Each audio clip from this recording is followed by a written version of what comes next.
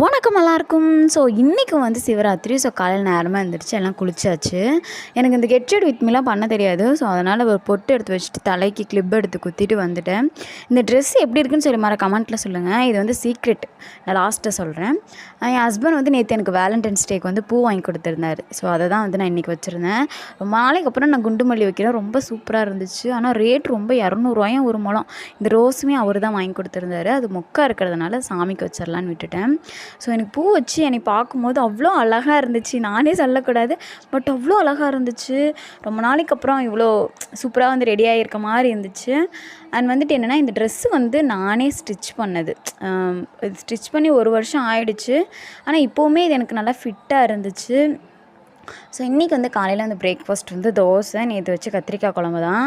என் husband வந்து என்னென்ன வாங்கி கொடுத்தாரு அப்படின்னா, நேற்று வந்து மல்லிகைப்பூ 1 முழம் வாங்கி கொடுத்தாரு. அப்புறமே எனக்கு ரொம்ப பிடிச்ச பொருளாக தேடி, எனக்கு பிளாக் ஃபாரஸ்ட்னால் ரொம்ப பிடிக்கும், கேக் வாங்கி கொடுத்துருந்தாரு. அப்புறமே வந்து ரொம்ப நாளாக சில்லி சிக்கன் கேட்டுகிட்டே இருக்கேன்.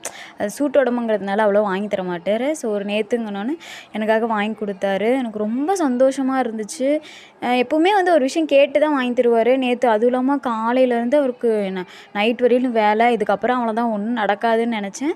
ஸோ ஈவினிங் வரும்போதே எனக்கு சூப்பராக வாங்கிட்டு வந்தேன்னா ரொம்ப ஹாப்பி. ஸோ வீடியோ பிடிச்சா லைக் பண்ணிக்கோங்க. பாய்.